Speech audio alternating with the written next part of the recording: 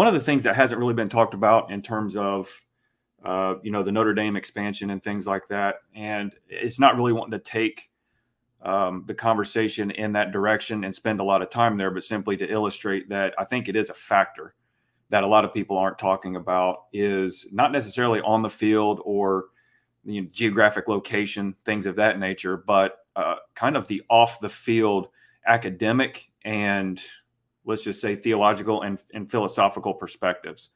And what I mean is, I think there's been a natural fit for Notre Dame in the ACC for not only athletic reasons, but the academic reasons, meaning as a prominent confessionally Catholic institution that ordains, their ministers and clergy, that actually could be one of the issues in dealing with joining the Big Ten. Now, I'm open for correction, but I don't think there are any academic institutions in the Big Ten currently, and I think even if you include USC and UCLA, that have either a theological seminary or a divinity school. Whereas Duke has a divinity school, Vanderbilt has a divinity school, Baylor. I don't know if they're still the largest Baptist university in America. It might be Liberty in Lynchburg, but either way, it's either the first or second largest Baptist university. And so I wonder if some of the off the field issues, not just the contracts that will deal with, hey, will the Big Ten allow Notre Dame to maintain their TV contracts with NBC and do some kind of revenue thing with that? But if you look at kind of what happened with the COVID year as an example, right? There was kind of this push-pull within certain states, depending on what, the demographic was politically, in a sense, right? It seemed as though certain states that had a particular inclination were wanting, to do something one way. The other states were wanting to go a different way. There was a little bit of a tug. And I think part of Notre Dame's autonomy has to do with them maintaining the faithfulness to the convictions that they have. And we know of issues sociologically that are going on within the culture and stuff. I think that's going to be an issue in terms of autonomy, whereas Notre Dame doesn't want to get trapped into the sway of a lot of the other institutions in the Big Ten. I just don't hear a lot of people talking about that, Mark. I don't know if I don't hear anybody talking about it, Landon. So I think it's a great point, and I don't know how important it is anymore. I will tell you, there's a perception out there, me included, that those convictions aren't as strong as they were, let's say, in 1970 or 1950. Now, that may or may not be true, but they may still be strong enough to prohibit Notre Dame from accepting a Big Ten offer. I threw it out there in regards to just anyone, not just Notre Dame, but since Notre Dame has been operating independently, they're not accustomed to having to vote along with anyone else on anything. So even if you take the religious convictions out of it and just say you're taking this independent that has made its own decisions, and now they have to look at across the table to the likes of Rutgers and Illinois that have just as much say technically as they do when there's a vote, and they get voted down. Let's see, 17 members in the Big Ten, they get voted down 9-8. They got to go along with but then you bring that dimension to it. And I don't have the answer to that, but I think it's got to mean something pretty substantial. I think it would too. I think it could be one of the issues in negotiation. And I'm thinking of the incident that happened with the state legislation in the state of North Carolina when Charlotte was hosting one of the conference championships, and one of the bathroom bills or what. And again, I'm not speaking as to what's good or what's bad. I'm just trying to state the reality of the situation. Notre Dame convictionally, again, if their conviction is that the Catholic Catechism still holds to a particular understanding of sexual orientation, and they're not going to get shoehorned into anything that goes against that conviction, and they're not going to want to feel pressured to do so. So a part of the autonomy isn't just the football thing where, hey, we're Notre Dame, we got 24 karat gold helmets and we do what we want and, just kind of stick it to everybody else. There's some issues behind that I don't think get talked about a whole lot. And let me see what you think of this, Mark, is if Notre Dame finds more comfort in the ACC, right, for any number of reasons, that there is more of a theological comfort, more of an independent comfort, is Notre Dame coming to the ACC enough to salvage the ACC, possibly with the help of some other schools, to where it isn't just two super conferences, that they could be enough to boost up the ACC. And they give Notre Dame all their autonomy. Basically, what they did during the COVID season, they say, look, you can make your own decisions. You don't have to do what we do as a conference. You can keep all your home games on NBC if that's what you want to do. Here's part of it. Just you play in our conference championship. You play our conference schedule. You get 4 non-conference games a year to protect the rivals that you want, be it, USC, Stanford, Navy, whatever. Do you think that's enough to help the ACC to kind of boost up to now be a player in the conversation again? Well, it's an interesting thought, and I brought this up during one of the videos, and so I'm going to attack it from this side first. For Notre Dame, it seems to be a no-lose situation because they're already an independent.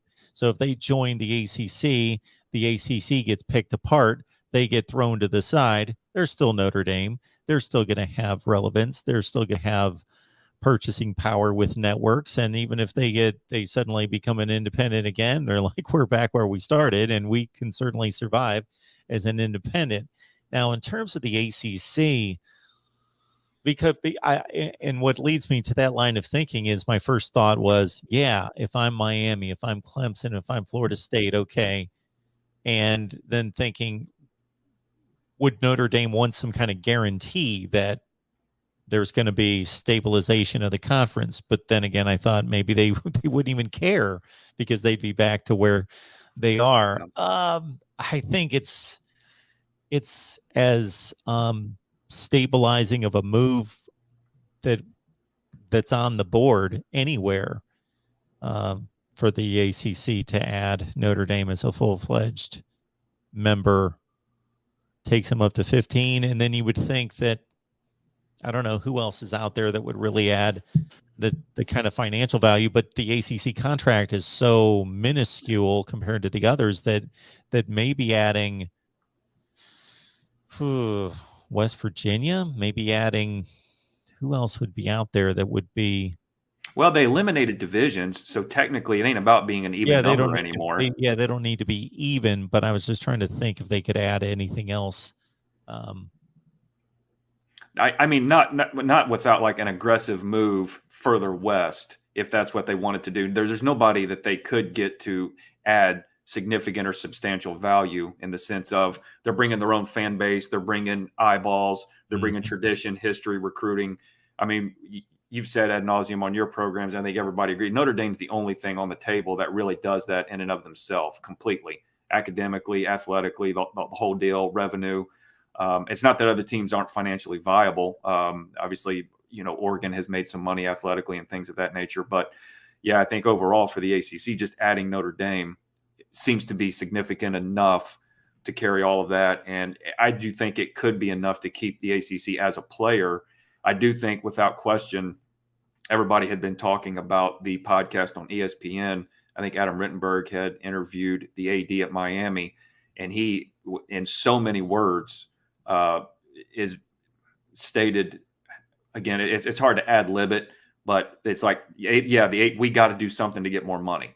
It's either like he was begging the SEC, hey guys, pick us up, please, or ACC, you better get a different contract or we're not going to be able to keep up.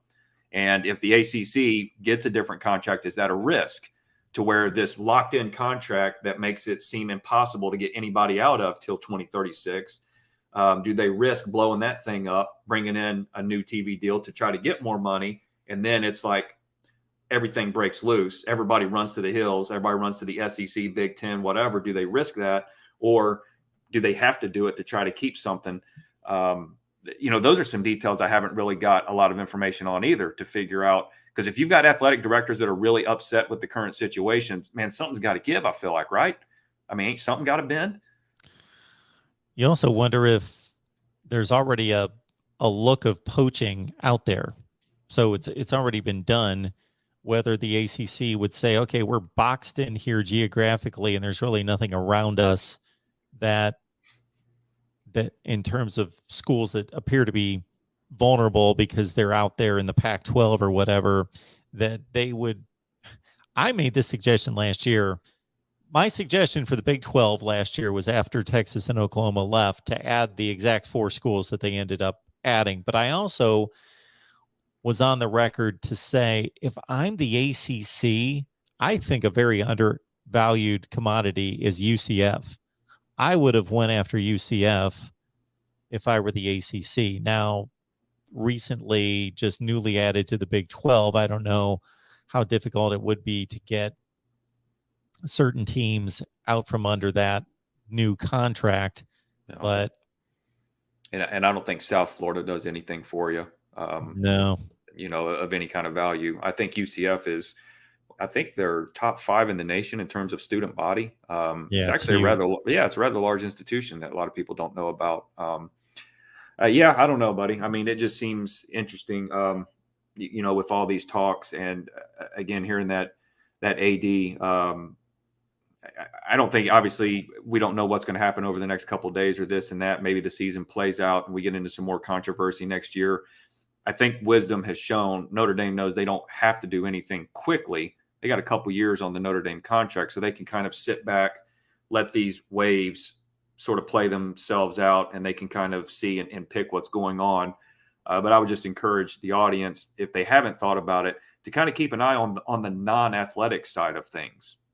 You know, that motivates an institution like Notre Dame to make the decisions that they want to make, that there may be more of, you know, I don't want to necessarily say political, but more of a philosophical alignment with SEC type ways of thinking, ACC type ways of thinking that might fit them a little bit more. Again, it doesn't fit regionally and historic rivalries and all this and that, but they may be motivated for other reasons.